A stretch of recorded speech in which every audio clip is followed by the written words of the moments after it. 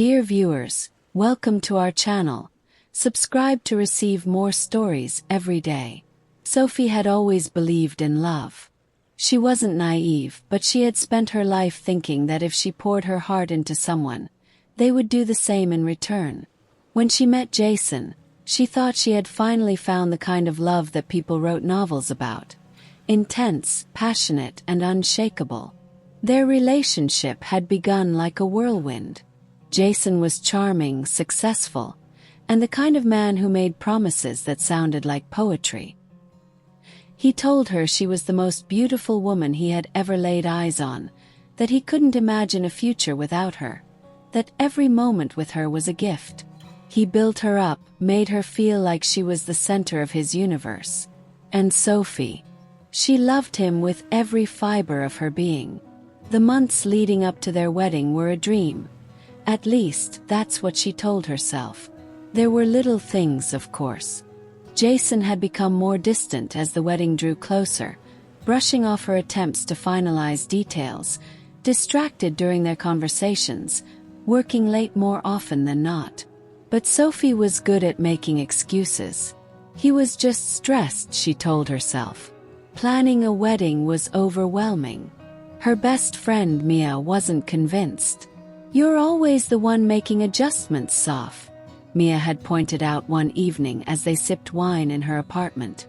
"Does he ever compromise for you?" Sophie had laughed, brushing it off. "Of course he does. He just has a lot on his plate right now." Mia gave her a look but let it go. And then came the wedding day. The grand hall was breathtaking, decorated with hundreds of flowers, flickering candlelight, and the soft melody of a string quartet playing in the background. Sophie stood at the doors, her heart pounding in her chest as she clutched the bouquet in her hands. This was it, the moment she had dreamed of since she was a little girl. As the doors opened, she stepped forward, her dress flowing behind her like a river of silk. All eyes were on her, admiration and awe written across the faces of the guests. And then she saw him. Jason stood at the altar, his expression unreadable. Her stomach fluttered as she met his gaze, expecting to see warmth, excitement, something. But there was nothing. A flicker of unease crept up her spine, but she pushed it down. Nerves, she told herself. He's just nervous.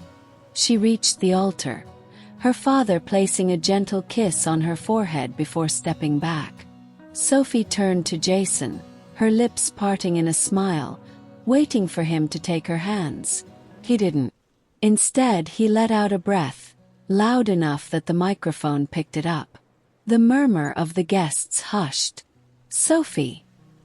His voice was strained, uncertain. I can't do this." Silence. Sophie's heart stopped. A murmur rippled through the crowd. "I'm sorry," Jason continued, his voice shaking. "I thought I could, but I can't. I don't love you the way I should." The words hit like a slap. Sophie felt her body go numb. He turned toward the crowd, shaking his head. "Sophie is an incredible woman, but she's just safe. I need something more." The humiliation was instant. The gasps, the pitying stares, the whispered murmurs. It all crashed down on her like a tidal wave. Jason looked at her with something almost resembling regret, but it wasn't enough. Sophie's breath hitched. She wanted to run, to disappear, to pretend this wasn't happening. But then, something inside her snapped. The Sophie who had spent months, years, making excuses for him, the Sophie who had settled for less than she deserved, vanished. She straightened her spine, squared her shoulders, and slowly reached up, removing the veil from her hair. The room held its breath. "Thank you, Jason," she said, her voice steady, strong. "You just saved me from the biggest mistake of my life." A wave of murmurs swept through the crowd. Jason blinked, as if he hadn't expected that reaction. Sophie turned on her heel and walked down the aisle, not as a woman abandoned, but as a woman who refused to be anyone's second choice. The moment the doors shut behind her, she felt the first sting of tears. But they weren't just from heartbreak. They were from relief. She was free. Sophie didn't cry. Not at first.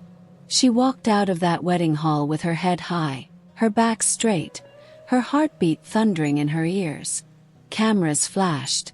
Guests whispering behind their hands, waiting for a breakdown, waiting for her to collapse in a heap of tears.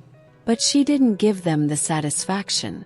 She stepped into the car waiting for her, closed the door, and only when the city skyline blurred past her did she allow herself a single shaky breath. And then she shattered. Mia was already waiting for her at the apartment, arms open, no questions asked. Sophie barely made it past the doorway before she broke down, sobbing into Mia's shoulder, shaking with a mixture of rage, heartbreak, and sheer humiliation. "He made me feel like I wasn't enough," Sophie choked out between gasps. "Like I was just there." Mia rubbed her back, voice soft but firm. "You were too much for him, sophomore. That's why he left." He knew he could never measure up. But the words didn't help. Not yet. Because despite everything, Sophie had loved Jason. And that love had blinded her to the truth. He had never truly seen her. And now she was left with nothing. No. She wasn't left with nothing. She was left with herself. The reinvention. The first week was the hardest. The news of her public humiliation spread like wildfire. Social media, gossip blogs, even morning talk shows. It seemed like everyone had an opinion on the jilted bride. Some people pitied her. Some mocked her. Some called her a warning to women who invested too much in love. Sophie could barely breathe through it. Then came the realization. Jason had made her the weak one. But she wasn't weak. She had been kind. She had been patient. She had been loving. And now she was done being the woman who gave everything without expecting anything in return. Mia was the first to suggest it. "You have a degree in business, a talent for planning, and a killer eye for design," Mia said one night over wine. "Why don't you start over, but on your own terms?" Sophie stared at her. "Start what?" "A luxury event planning business. Weddings, high-end parties. Everything you did for your own wedding, but for people who actually deserve it." The idea lit something inside Sophie. A fire she hadn't felt in years. She spent the next 6 months rebuilding herself from the ground up. She cut her hair, changed her wardrobe, took control. Every ounce of energy she had poured into Jason, she now poured into her business. She secured investors, networked with high-profile clients, and built a brand that screamed power, elegance, and success. By the end of the year, Sophie wasn't just back on her feet. She was thriving. Her business, Ever After Events, became the go-to agency for elite weddings. She was booked months in advance. She made headlines, not as the abandoned bride, but as the woman who turned heartbreak into an empire. And then Jason came back. The downfall of Jason. Jason had imagined a different outcome. He had thought leaving Sophie would make him feel free. That he'd step out of that wedding hall and into a life that was exciting, unpredictable, full of passion. First it felt that way. His new girlfriend Clara was young, beautiful, fun. They traveled, partied, lived recklessly. But it didn't last. Clara had no patience for his ego, no interest in his struggles, and no loyalty when his finances took a hit. 'Cause oh yes, Jason's finances took a hit. The business he had built with his father started crumbling. Clients lost trust in him. Partners pulled out of deals. His flawless reputation took a nosedive. And worst of all, he missed Sophie. He saw her name everywhere. Her success was inescapable. Every magazine, every event, every conversation in his social circle. Sophie Davis was now the woman everyone admired. And Jason had become a joke. His pride kept him away for as long as possible. But desperation has a way of erasing pride. And so, one evening, Jason walked into the most prestigious wedding planning firm in the city, Sophie's firm, and came face to face with the woman he had left at the altar. Jason had imagined their reunion 1,000 times. In his mind, Sophie would still be hurt, fragile, secretly longing for closure. Maybe she would be angry at first, but eventually she would listen, because that's what Sophie always did. She forgave, understood, compromised. But the woman sitting behind the massive glass desk, staring at him with a cool, unreadable expression, was not the woman he had abandoned. This was someone else. Someone stronger. Someone untouchable. Jason cleared his throat, forcing a smile. "Sophie, you look incredible."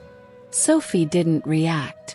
She leaned back in her chair, perfectly composed, as if his presence was nothing more than an inconvenience. "I heard about your business," Jason continued, trying to fill the silence. "You've done well for yourself." A ghost of a smile played on Sophie's lips. "I have." Jason exhaled, leaning forward slightly.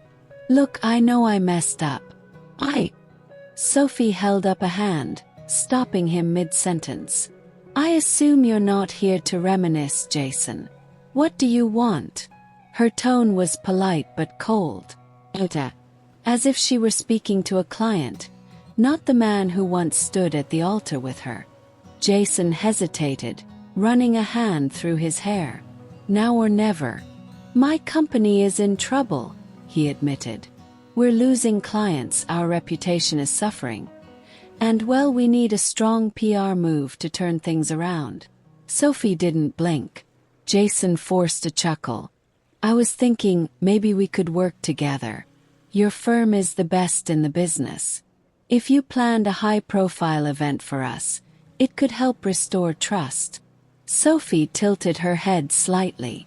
"You want me to fix your company?" Jason exhaled in relief. "Yes. I mean, it could be a win-win. Your brand gets even more exposure, and I decline." Silence. Jason blinked. "Wait, what?" Sophie clasped her hands on the desk, her voice smooth, unwavering. "I don't work with people who leave others stranded." Jason's stomach dropped. She wasn't even considering it. Panic surged through him. "Sophie, come on, I know I hurt you, but this is business. You can't seriously." She laughed. Not a bitter laugh. Not a vengeful one. Just amusement. As if the mere idea of helping him was absurd. "Jason, you didn't just hurt me," she said, her voice softer now, but somehow sharper. "You humiliated me. You made me feel like I was less. Like I wasn't worth your time. And now that your world is crumbling, you think I'll just save you." Jason swallowed hard. "It's not like that. It's exactly like that." She stood up, smoothing the fabric of her fitted blazer, and walked around the desk to stand in front of him. Jason had never felt small in front of Sophie. But now he felt like nothing. She met his eyes. "You made your choice, Jason. And now you get to live with it." Jason opened his mouth, desperate to argue to fix this, but Sophie was already turning away. The conversation was over. He had lost. The final blow. A week later, Jason's business collapsed. The biggest investors pulled out, and within days, it was all over the news. The once successful Jason Caldwell was now drowning in debt, abandoned by the same people who once worshipped him. And Sophie flourished. She was featured in magazines, her company expanded internationally, and her name was spoken with admiration and respect. One evening, as she walked out of a luxury gala, she spotted Jason standing across the street. He looked different. Thinner. exhausted, defeated. Their eyes met for a brief moment. And Sophie, she just smiled. Not with malice, not with triumph, but with the quiet, undeniable confidence of a woman who had won. Then, without a second glance, she stepped into her car, leaving Jason standing there, exactly where he had left her, alone. Dear viewers, thank you for watching. If you like this story, please subscribe to our channel to receive more stories every day. Share with us what you think of this story and tell us where you're watching from.